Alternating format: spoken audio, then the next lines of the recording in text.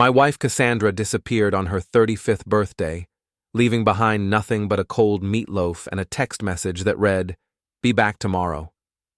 No explanation, no apology, just the kind of casual dismissal you'd give a pizza delivery guy who showed up at the wrong address.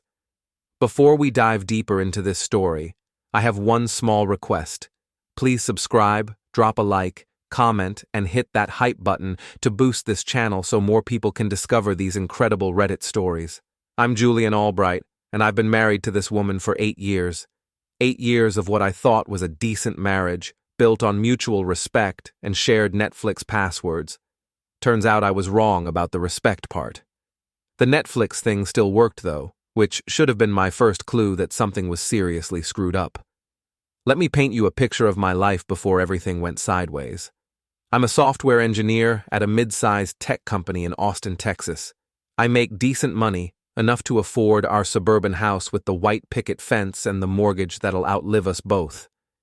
Cassandra sells real estate for Prestige Properties, one of those boutique firms that specializes in overpriced homes for people with more money than sense.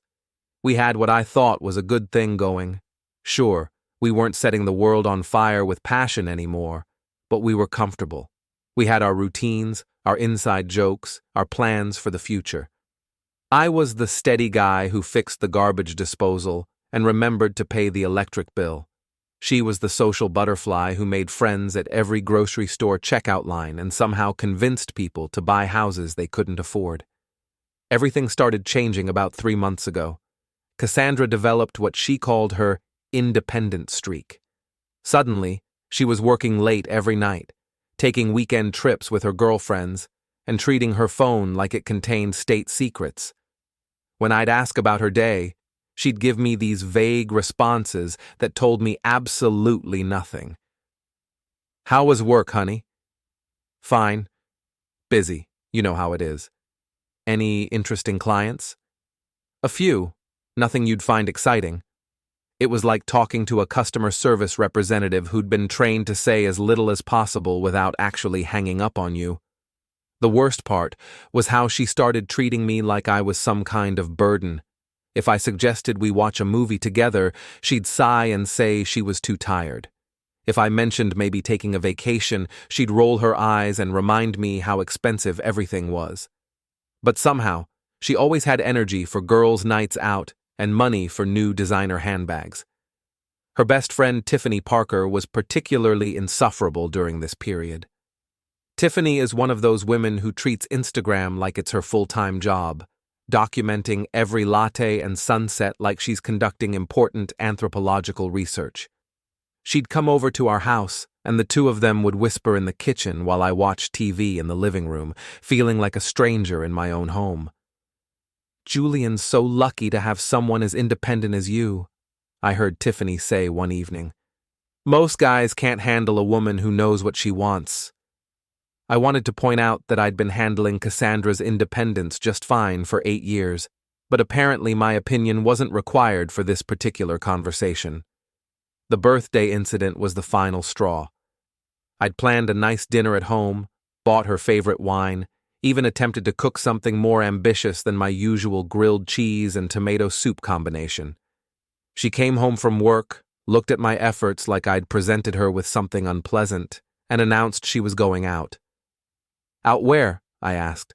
"Just out. With friends. I need some space to think." "Think about what?" "About what I want from life, Julian. About whether I'm living up to my potential or just settling for whatever's comfortable." The way she said "comfortable" made it sound like a disease, like I was some kind of infection she'd picked up and couldn't quite shake. "We could talk about it," I suggested. "Whatever's bothering you, we can work through it together." She laughed, but not in a good way. "That's exactly the problem, Julian. You always want to work through everything together. Sometimes a person needs to figure things out on their own."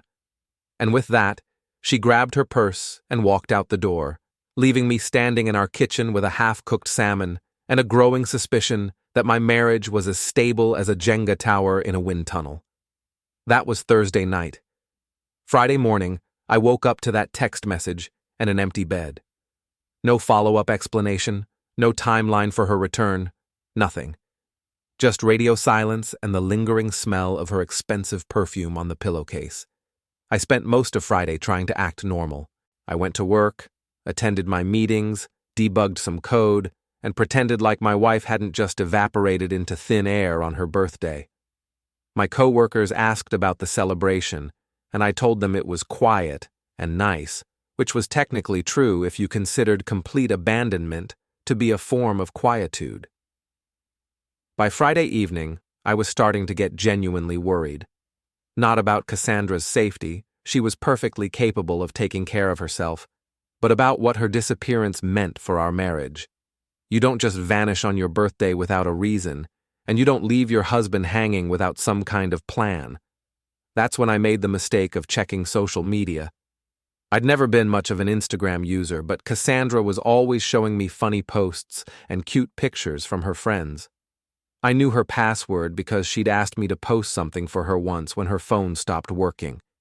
It seemed harmless enough to take a look, just to see if there were any clues about where she'd gone or when she might be coming back. What I found was Tiffany Parker's Instagram story from Thursday night, time-stamped at exactly the moment Cassandra was supposed to be thinking about her potential.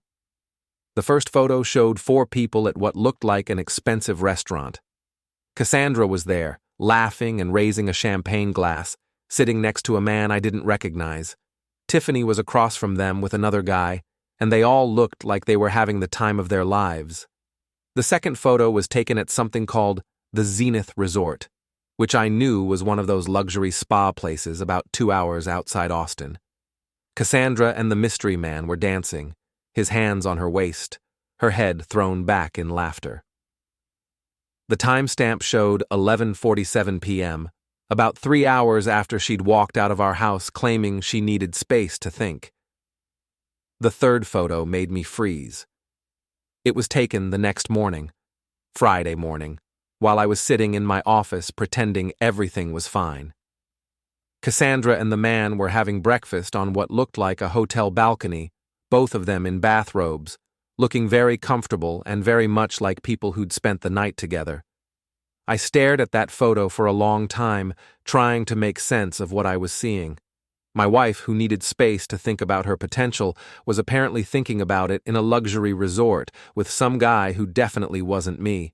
The guy who looked like he'd stepped out of a men's fashion magazine, all perfectly styled hair and expensive watch. I scrolled back through Tiffany's older posts and found more clues.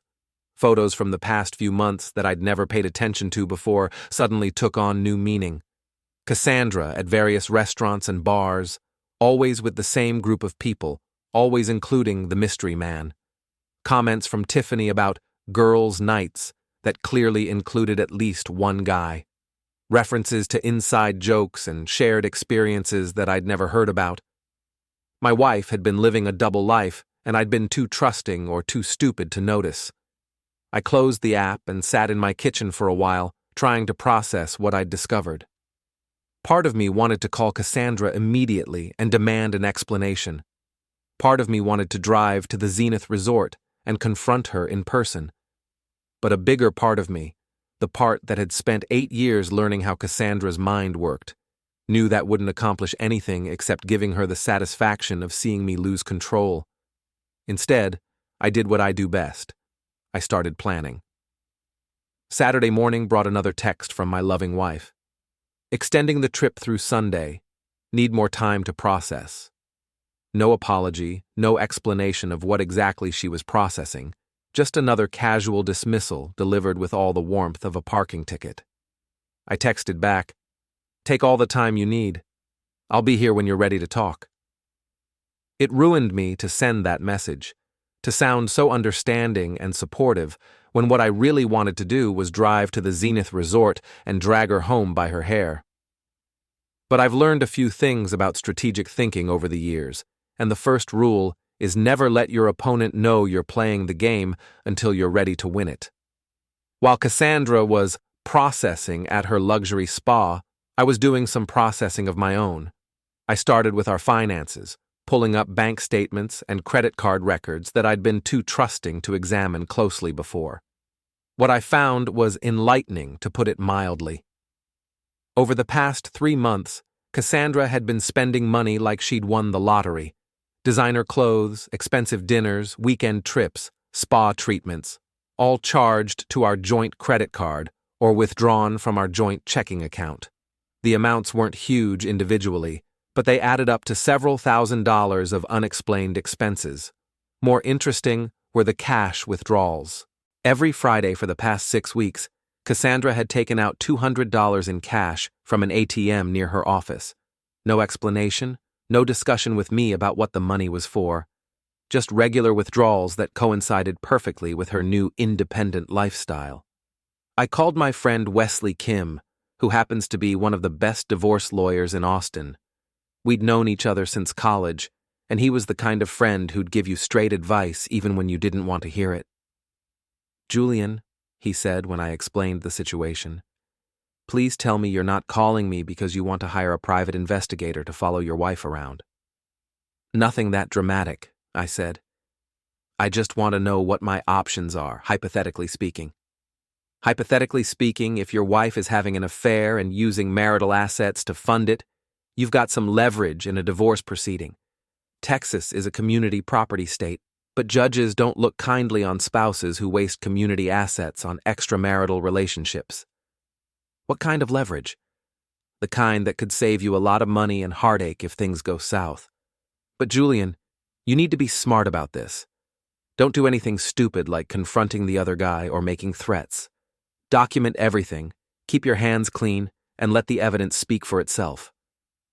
"What if I wanted to protect some of our assets? Hypothetically." Wesley was quiet for a moment. "You can't hide assets in a divorce, but you can stop the bleeding. If you're concerned about further wasteful spending, you could move your salary to a separate account and freeze any joint investments. It's not hiding money, it's preventing further dissipation of marital assets. And that's legal?" "Perfectly legal, as long as you disclose everything during the divorce proceedings. You're not hiding money, you're preserving it." After we hung up, I spent the rest of Saturday implementing Wesley's suggestions. I opened a new checking account and arranged to have my paychecks deposited there instead of our joint account. I contacted our investment advisor and put a freeze on any withdrawals from our retirement accounts. I gathered copies of all our financial records and stored them in a safe deposit box that Cassandra didn't know about. It felt strange taking these steps to protect myself from my own wife. But every time I started to feel guilty, I remembered that photo of her having breakfast in a bathrobe with another man while I was sitting in my office, worried about her safety. Sunday evening, Cassandra finally came home. She walked through the front door like nothing had happened, dropped her overnight bag in the hallway, and headed straight for the shower without so much as a hello. When she emerged 20 minutes later, she found me in the kitchen making dinner. I'd prepared her favorite pasta dish and opened a bottle of wine, playing the role of the understanding husband who was just happy to have his wife back home. "How was your thinking retreat?" I asked, keeping my voice light and conversational. "Productive," she said, not meeting my eyes. "I figured out some things about what I want from life." "That's great, honey. I'm glad you had some time to yourself. You seemed like you needed it." She looked surprised by my response, like she'd been expecting an argument. "You're not mad that I left?" "Why would I be mad? You're a grown woman who can make her own decisions. If you needed space, I'm glad you took it." This seemed to confuse her even more. I could see her trying to figure out if I was being sarcastic or if I'd genuinely become this understanding overnight. The truth was somewhere in between. I was being strategically supportive while gathering intelligence for the war I knew was coming. "The thing is," she continued, settling into her chair with a glass of wine, "I've been thinking about our relationship and whether we're both getting what we need from it." "What do you mean?" "I mean, we've been together for 8 years, Julian. We're comfortable with each other. We have our routines. But I'm not sure that's enough anymore. I feel like I'm not growing as a person." I nodded thoughtfully, like this was a perfectly reasonable concern for someone to work through at a luxury resort with another man. "What kind of growth are you looking for?" I don't know exactly. More excitement, maybe, more spontaneity. I feel like we've gotten stuck in this pattern where we just go through the motions without really living. Do you think there's a way we could work on that together? Maybe try some new things, shake up our routine a bit? She shook her head. That's just it, Julian. I don't think I can figure out what I want while I'm still in the same environment.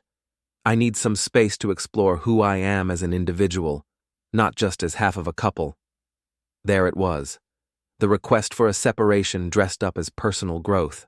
I'd been expecting this conversation since I saw those Instagram photos, but hearing it out loud still felt like a punch to the gut. How much space are we talking about? I asked. I don't know yet. Maybe a few weeks, maybe longer. I could stay with Tiffany while I figure things out. Of course she could stay with Tiffany.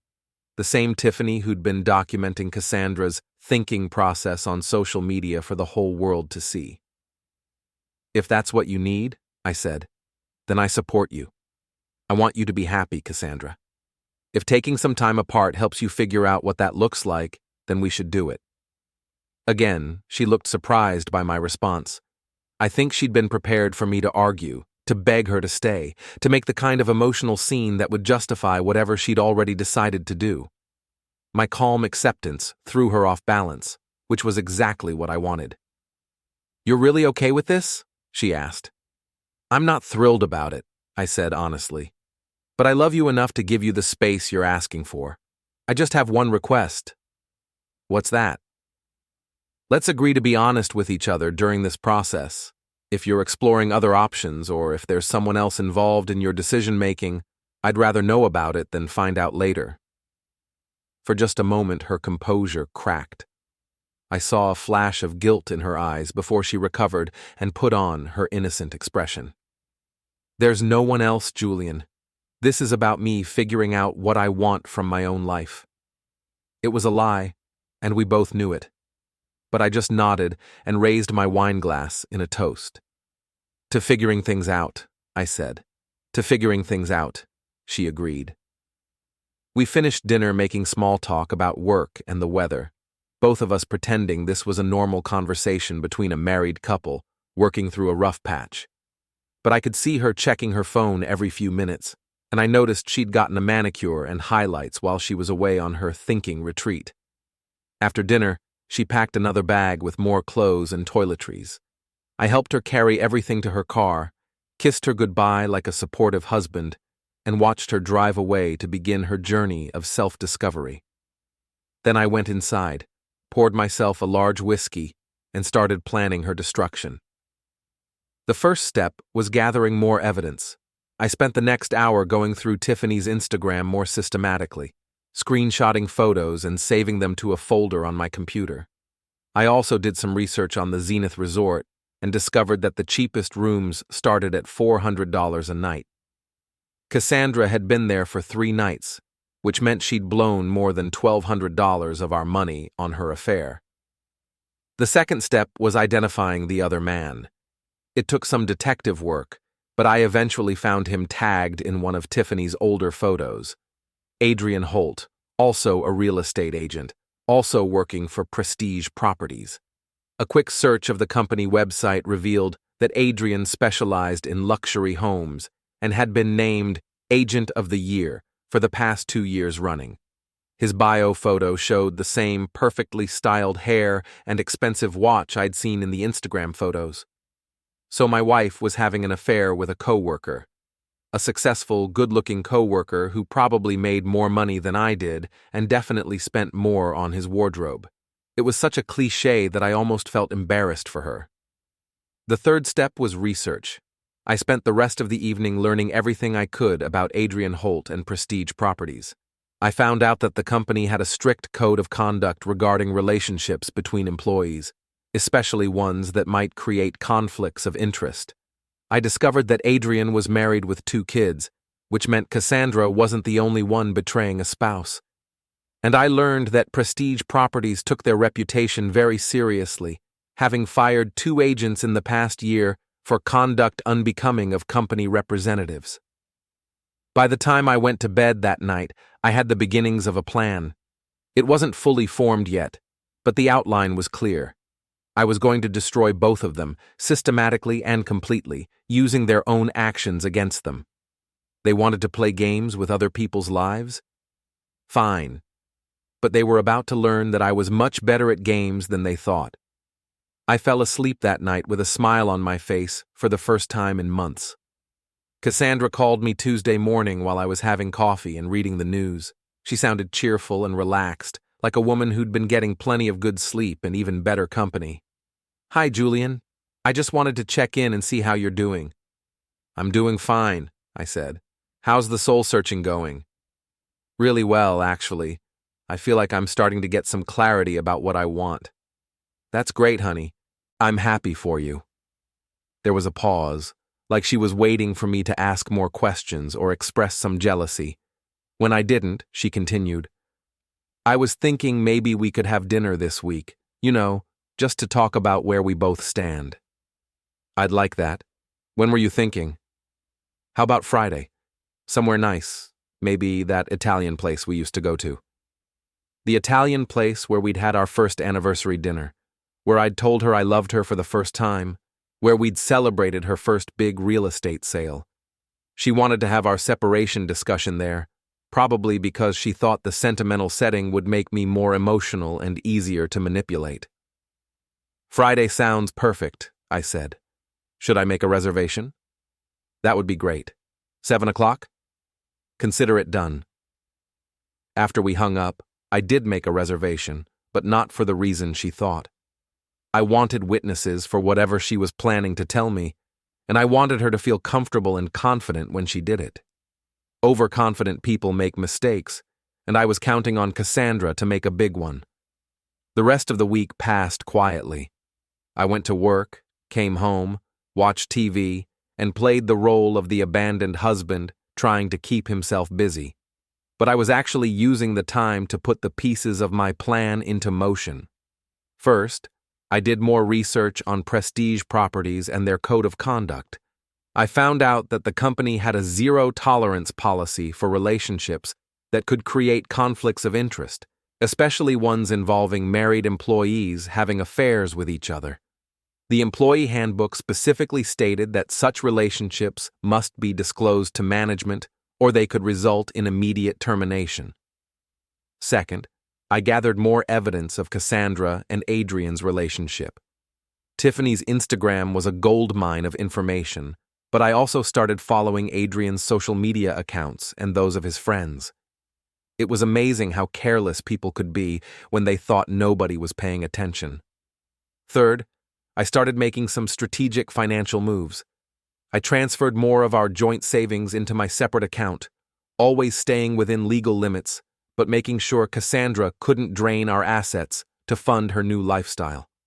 I also started documenting every expense she charged to our joint credit card, building a record of how she was spending marital money on her affair. Friday evening arrived, and I dressed carefully for dinner. Nothing too formal, but nice enough to show that I was taking the conversation seriously. I arrived at the restaurant a few minutes early and was seated at a corner table with a good view of the room. Cassandra showed up right on time, looking better than she had in months. New dress, professional makeup, hair styled like she'd just come from a salon. She was dressed for success, ready to deliver whatever speech she'd been rehearsing. "You look great," I said as she sat down. "The time away seems to be agreeing with you." "Thank you. I do feel more like myself lately." We ordered wine and made small talk while we looked at our menus. She told me about staying with Tiffany, about having time to think without distractions, about feeling like she was rediscovering parts of herself that had gotten lost over the years. I nodded and asked supportive questions, playing my part perfectly. It wasn't until after we'd ordered our entrees that she got to the real purpose of the dinner. "Julian, I need to be honest with you about something." "I'm listening." "I've met someone." She said it like she was confessing to a minor traffic violation, casual and matter-of-fact. Like meeting someone while you're married is just one of those things that happens sometimes. "I see," I said. "How long has this been going on?" "It's not what you think. We haven't done anything inappropriate, but there's a connection there, and I can't ignore it." This was fascinating. She was going to try to minimize the affair, make it sound like some innocent emotional connection that had developed naturally. Never mind the hotel photos and the 3-day thinking retreat. What kind of connection? I asked. He understands me in a way that's hard to explain. We have similar goals, similar ambitions. When I'm with him, I feel like the person I'm supposed to be. And when you're with me? She looked uncomfortable. When I'm with you, I feel safe and comfortable. But Julian, I'm not sure that's enough anymore. I'm 35 years old, and I feel like I'm just settling for a life that's fine instead of fighting for one that's extraordinary. There it was, the speech she'd been practicing. I was the safe, comfortable option, and Adrian was the extraordinary adventure. It was such a predictable midlife crisis that I almost felt sorry for her. Who is he? I asked. His name is Adrian. He works at my company. Adrian Holt? Her face went white. How do you know his name? Cassandra. You've been posting photos with him on social media for months. Did you really think I wouldn't notice? She started to say something, then stopped. I could see her trying to figure out how much I knew and how much I was guessing. It's not what it looks like, she said finally. What does it look like? Like we're having an affair. And you're not? It's complicated, Julian. Yes, we've spent time together, and yes, there are feelings involved, but we haven't crossed any lines that can't be uncrossed. This was amazing. She was sitting in front of me after spending 3 days at a luxury resort with another man, telling me they hadn't crossed any lines. The sheer audacity of it was almost impressive. What lines would those be? I asked. You know what I mean. Actually, I don't. You disappeared for 3 days without explanation, spent our money on a romantic getaway with another man, and now you're telling me you haven't crossed any lines. I'm having trouble following the logic. Her composure was starting to crack. It wasn't a romantic getaway. Tiffany was there too. Tiffany was there with her own date. You were there with yours. Adrian and I are friends, Julian. Close friends, but friends. Friends who share hotel rooms? We didn't share a room. Then why were you having breakfast together in bathrobes on a hotel balcony?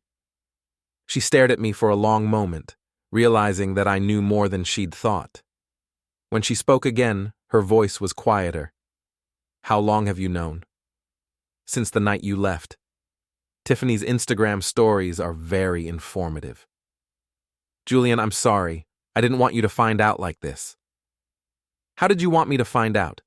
Were you planning to tell me at all, or were you just going to keep taking thinking retreats until I got the hint? I was going to tell you tonight. That's why I wanted to have dinner. To tell me what exactly? She took a deep breath. To tell you that I want a divorce. There it was, finally. The real reason for this dinner, delivered in the place where we'd celebrated our first anniversary. She'd wanted to do it in public so I wouldn't make a scene, and she'd wanted to do it somewhere meaningful so I'd be too emotional to think clearly. Because of Adrian? I asked. Because I'm not happy, Julian. I haven't been happy for a long time, and I don't think you have been either. We've been going through the motions, but we're not really living. And Adrian makes you feel alive? He makes me feel like myself, like the person I was before I got comfortable and stopped trying. I nodded thoughtfully, like I was processing this information and trying to understand her perspective. Really, I was just buying time to decide how much of my hand to show.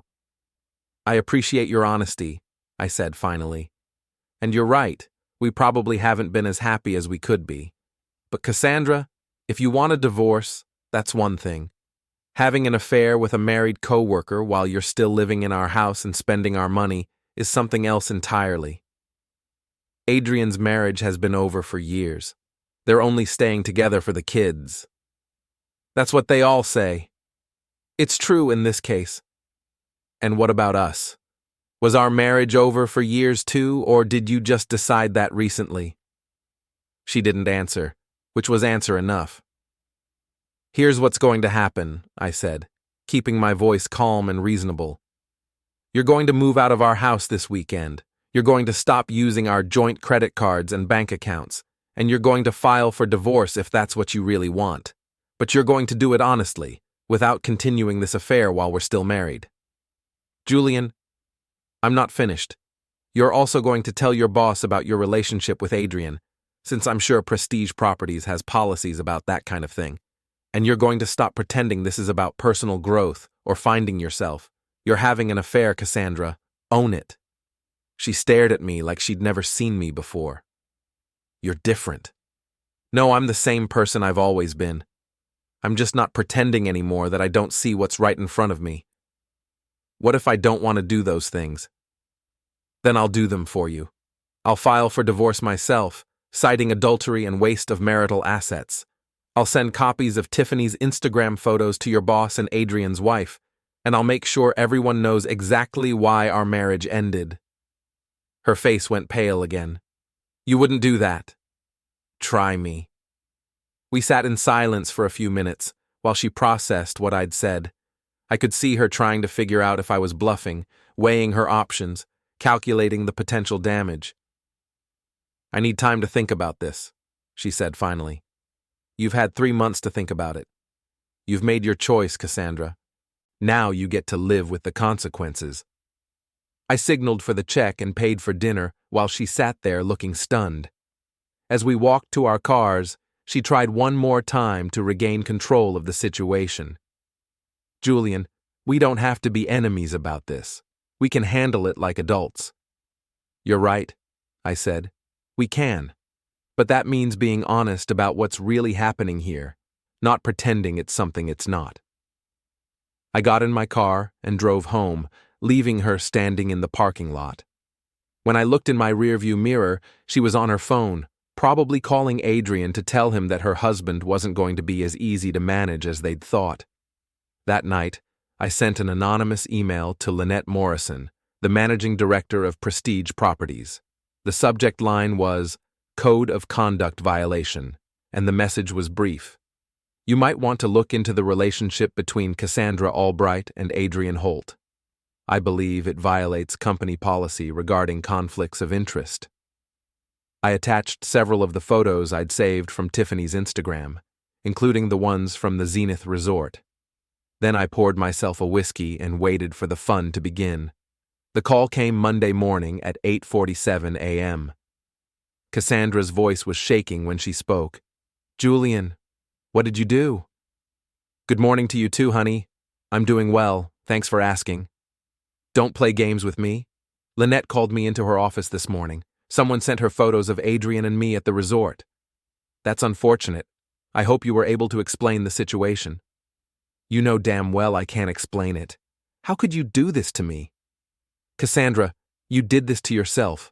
I just made sure the right people had accurate information about what's been happening. You're destroying my career. No, your affair with a married co-worker is destroying your career. I'm just making sure everyone knows the truth. She was crying now, which should have made me feel bad. Instead, it felt like justice. Lynette suspended both of us pending an investigation. Do you have any idea what this means for my reputation? It means people will know you're the kind of person who has affairs with married co-workers and lies about it. Which, coincidentally, is exactly what you are. I can't believe you're being so cruel about this. Cruel. Cassandra, you've been lying to me for months, spending our money on another man, and planning to divorce me while still living in my house. But I'm the one being cruel. She hung up on me, which was fine. I had work to do. By noon, the news had spread through Prestige Properties like wildfire. Tiffany called me around lunchtime, panicking. Julian, please tell me you didn't send those photos to Lynette. Why would you think I did that? Because you're the only one who would have seen them. I had my Instagram set to private. This was interesting. Tiffany thought her Instagram was private, but it had actually been public the whole time. Either she didn't understand her privacy settings, or she'd accidentally made her stories visible to everyone. Not that it mattered now. Tiffany, if you posted photos of Cassandra and Adrian together, you can't be surprised that people saw them. But I didn't mean for anyone at their work to see them. Then maybe you shouldn't have posted them in the first place. This is going to ruin everything. Adrian's wife is going to find out, Cassandra's going to lose her job, and it's all my fault. No, it's not your fault. It's their fault for having an affair in the first place. You just documented it. She started crying, which seemed to be a theme this week. What am I supposed to tell Cassandra? Tell her the truth. Tell her that actions have consequences, and she should have thought about that before she decided to cheat on her husband. After Tiffany hung up, I did some more research on Prestige Properties' investigation process. According to their employee handbook, code of conduct violations were taken very seriously, especially ones involving conflicts of interest or behavior that could damage the company's reputation. The investigation could take up to 2 weeks, and if violations were confirmed, the consequences could range from formal reprimands to immediate termination. Wednesday brought more developments. Wesley called me with an update on the legal front. Julian, Cassandra's lawyer called me this morning. She wants to discuss settlement terms. Already? The investigation isn't even finished yet. I think she's trying to get ahead of the situation. Her lawyer mentioned that she's willing to accept a minimal alimony arrangement if you agree to keep the divorce proceedings private. What does that mean? It means she doesn't want you to file on grounds of adultery. She wants a no-fault divorce with sealed records. And what do I get out of that deal? You keep most of your assets, including the house. She's also willing to pay back the money she spent on the affair from her separate property. It was a generous offer, which meant Cassandra was more scared than I'd realized. She was willing to give up a lot of money to keep her affair from becoming part of the public record. Tell her lawyer I'll consider it, I said, but I want a full accounting of every dollar she spent on Adrian, and I want it paid back with interest. That's reasonable. Anything else? Yeah.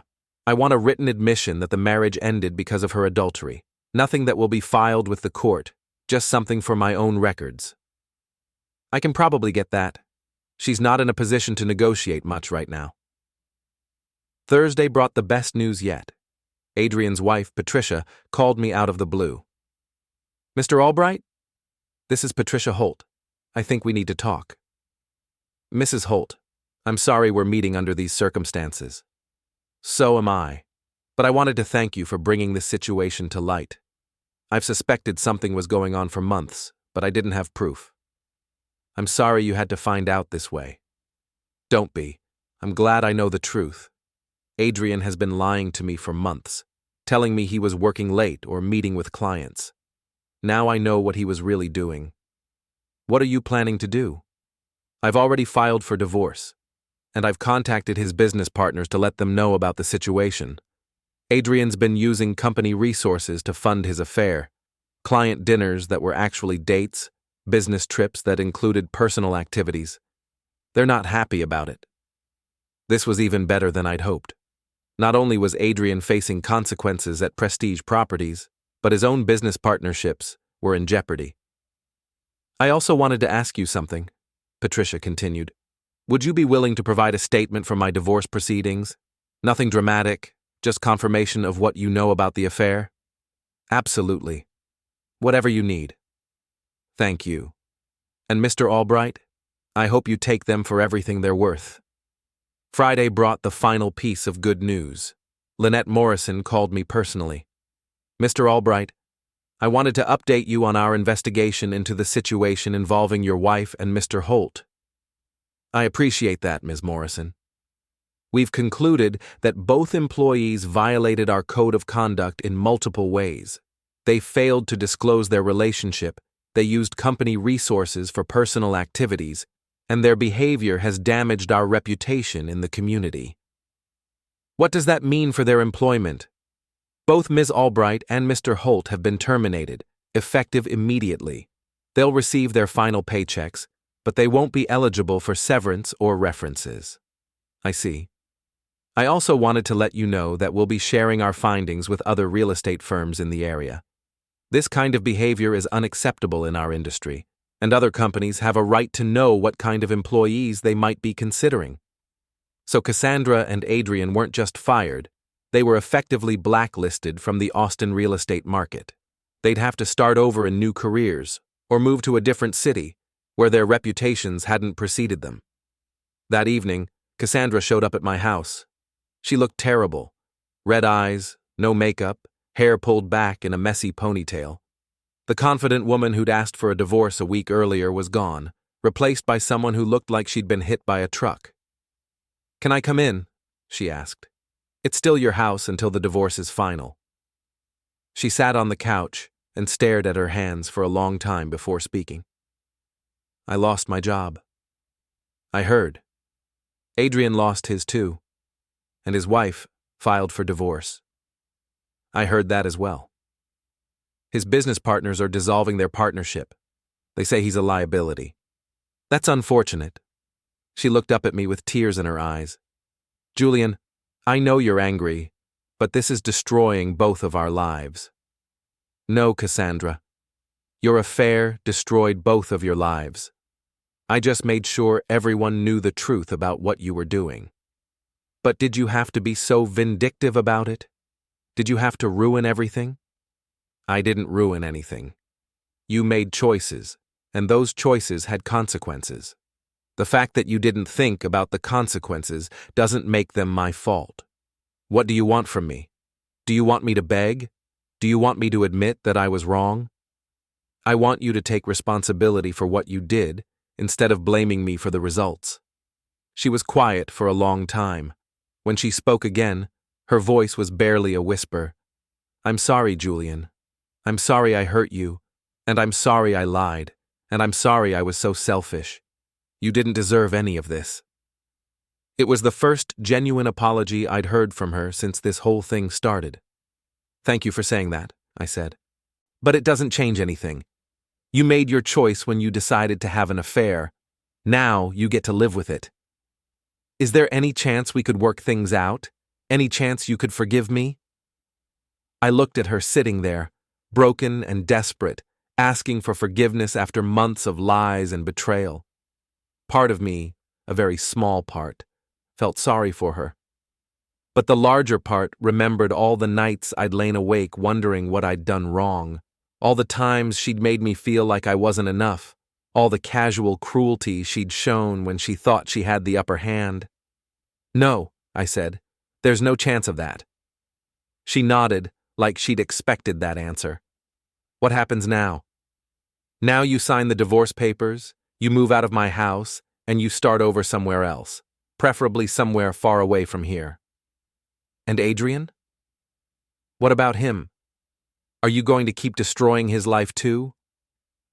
"I don't need to keep destroying his life. He did that himself when he decided to have an affair with a married woman, just like you destroyed yours when you decided to cheat on your husband." She stood up slowly, like an old woman with arthritis. "I'll have my things out by Sunday." "That would be appreciated." She walked to the door, then turned back one more time. "For what it's worth, Julian, you were a good husband. I was just too stupid to appreciate it." "Yes," I said, "you were." After she left, I poured myself a whiskey and sat on my couch, looking around the house that would soon be mine alone. It was quiet and peaceful, and for the first time in months, I felt like I could breathe freely. My phone buzzed with a text from Wesley. "Settlement papers are ready. She's agreed to everything. Congratulations, Julian, you won." I raised my glass in a toast to the empty room. "To figuring things out," I said.